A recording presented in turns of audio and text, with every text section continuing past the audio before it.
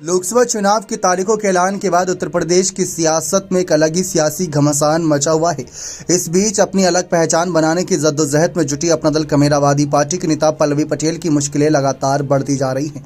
पहले अखिलेश यादव ने इस चुनाव में पल्लवी पटेल की पार्टी से किसी तरह के समझौते से साफ इनकार कर दिया, तो दूसरी तरफ अखिलेश के इनकार के बाद कांग्रेस पार्टी ने भी उनसे दूरी बना ली।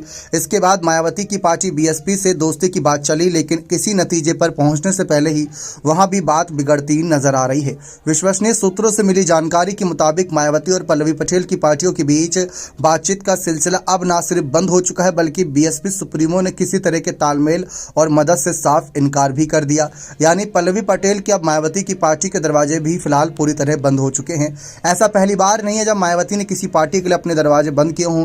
इससे पहले कांग्रेस ने भी काफी कोशिश की थी कि मायावती की नाराजगी को दूर करके उनके साथ किसी भी हाल में गठबंधन कर उनका समर्थन लिया जाए, लेकिन वहां पर उन्हें बड़ा झटका लगा। ठीक वही बड़ा झटका यहाँ पर पल्लवी पटेल को मायावती की बसपा देती नजर आई। फिलहाल हम इसकी पुष्टि नहीं करते कि ऐसी खबरें हैं या नहीं, लेकिन जिस तरीके से यहाँ पर चौंकाने वाला मामला है, इस बीच आपको बता दें कि वैसे अखिलेश यादव के इनकार के बाद पल्लवी पटेल की पार्टी अपना दल कमेरावादी से हमदर्दी जताते हुए उनके साथ अघोषित समझौता करने की पहल खुद मायावती की पार्टी ने ही की थी।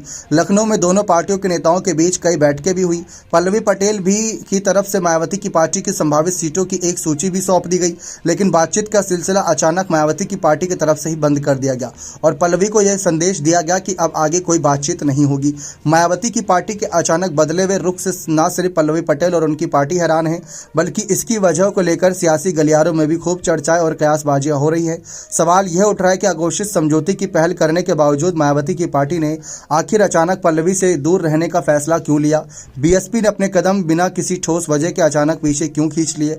हकीकत भले ही कुछ हो, लेकिन सियासी गलियारों में यह चर्चा जोरों पर है कि पल्लवी पटेल को अपने पाले में खड़ा कर मायावती अखिलेश यादव को नाराज नहीं करना चाहती। अखिलेश यादव की वजह से ही उन्होंने पल्लवी पटेल से दूरी बनाए रखने का फैसला किया, ऐसा विश्लेषकों का कहना है। अंदर खाने खबर यह भी है कि अखिलेश और मायावती का समझौता पिछले लोकसभा की तरह इस बार के चुनाव में भले ही ना हो, लेकिन दोनों भविष्य की राजनीति के मद्देनजर एक दूसरे पर कतई सियासी हमले नहीं कर रहे और ना ही नाराज होने का कोई मौका दे रहे हैं। इसका अंदाजा तभी लगना शुरू हो गया था जब अखिलेश यादव ने पश्चिमी यूपी में दलितों के उभरते हुए नेता चंद्रशेखर आजाद उर्फ रावण को ना तो उम्मीदवार बनाया और ना ही उनके लिए समझौते में नगीना की सीट छोड़ी। अखिलेश ने इस सीट से मनोज कुमार को सपा का उम्मीदवार घोषित किया। अखिलेश यादव के इस कदम के बाद मायावती ने अपनी दूसरी लिस्ट में भी एक भी मुस्लिम उम्मीदवार नहीं उतारा। माना जा रहा है कि वह इन सीटों पर मुस्लिम वोटों का बंटवारा नहीं कराना चाहती। अब अचानक पल्लवी पटेल की पार्टी से बातचीत खत्म कर उनके लिए किसी तरह की गुंजाइश के रास्ते बंद करने के फैसले को भी इसी की अगली कड़ी के तौर पर देखा जा रहा है। दरअसल अपना दल कमेरावादी की नेता पल्लवी पटेल ने पिछले कुछ हफ्ते इंडिया गठबंधन का हिस्सा होने का दावा करते हुए अपने लिए 3 सीटों का ऐलान भी कर दिया था। हालांकि इसके कुछ घंटों बाद ही अखिलेश यादव ने इन तीनों में से सीटों में से मिर्जापुर की सीट से अपना उम्मीदवार घोषित करके सभी को चौंका दिया। अगले ही दिन पल्लवी पटेल की पार्टी चुनाव में कोई भी समझौता नहीं होने का बयान भी दे दिया।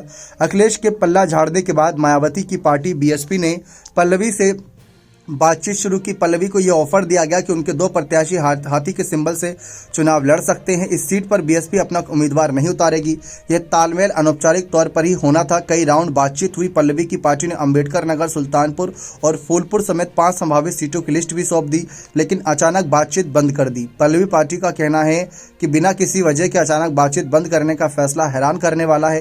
वैसे ये हैरानी अकेले पल्लवी पार्टी के नहीं, बल्कि उनकी सियासत में दिलचस्पी रखने वाले तमाम लोगों को है। हर कोई अपने तरीके से अनुमान लगा रहा है, लेकिन ज्यादातर लोगों का यही मानना है कि अखिलेश और मायावती दोनों ही फिलहाल अलग रहते हुए भी एक दूसरे के खिलाफ नरम रुख अपनाए हुए हैं। क्या आपको भी ऐसा ही लगता है? क्योंकि देखा जाए तो अखिलेश यादव ने भले ही मायावती की बसपा से गठबंधन को लेकर दूरी बनाई हो, लेकिन अखिलेश यादव ने मायावती को लेकर साफ कहा था कि हम तो उनको प्रधानमंत्री बनाने का सपना देख रहे थे, जबकि मायावती ने खुद ही गठबंधन तोड़ने का फैसला किया था। चुनावी अगर नतीजे देखें तो सबसे ज़्यादा नुकसान तो सपा को हुआ था। जी हां, साल 2019 में अगर किसी को नुकसान हुआ था गठबंधन का तो वह थी सपा, बाकी पार्टियां तो फायदे में थीं। तो बसपा ने पहले गठबंधन तोड़ने का फैसला क्यों किया? क्या बसपा को ही नुकसान हुआ? वोट ट्रांसफर उन्हीं का ही नहीं हुआ? देखा जाए तो अखिलेश को ही नुकसान हुआ। और अखिलेश अब विधानसभा चुनाव 2022 का जब लड़े और उनके साथ छोटे छोटे दल थे तो उनको बड़ा फायदा हुआ था। पार्टी 110 सीटों के पार चली गई और बसपा एक सीट पर रह गई अकेले चुनाव लड़के। तो ये हकीकत है, जमीनी हकीकत और आंकड़ों को देखकर साफ पता चल रहा था कि बसपा को नुकसान नहीं बल्कि सपा को हुआ था।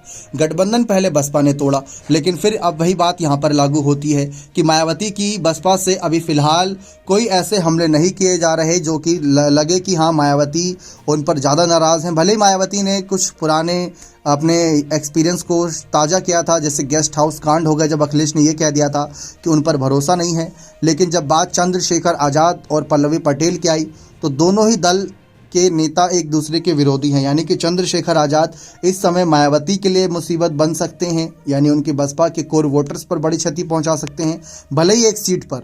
ठीक वैसे ही पल्लवी पटेल भी अपने समुदाय के साथ अखिलेश के बड़े वोट बैंक पर नुकसान पहुंचा सकती है। लेकिन पल्लवी पटेल को ये बात नहीं भूलनी चाहिए कि वे सपा के ही टिकट से विधायक बनी थीं। पल्लवी पटेल ने भले ही ये बात कही हो कि सपा के टिकट से तो 300 से ज़्यादा प्रत्याशी उतारे थे, तो क्या सारे ही प्रत्याशी जीत गए? तो बात टिकट की नहीं होती, बात चुनाव चिन्ह की नहीं होती, बात होती है कैंडिडेट की भी, कि कैंडिडेट कितना मजबूत है। यानी पल्लवी पटेल को इस समय अपने ऊपर काफ़ी कॉन्फिडेंस है। उनसे यही एक सवाल पूछा गया था कि अनुप्रिया पटेल जो आपकी बहन है, उनकी पार्टी अनुप्रिया पटेल की अपना दल सोनेलाल, उस पार्टी को लगातार 2 चुनावों में अच्छी जीत मिल रही है।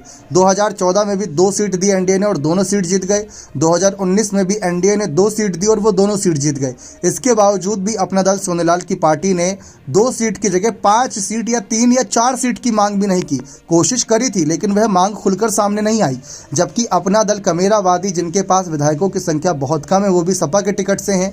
वहीं दूसरी तरफ लोकसभा चुनाव में उनको ज़्यादा बड़ा एक्सपीरियंस नहीं है।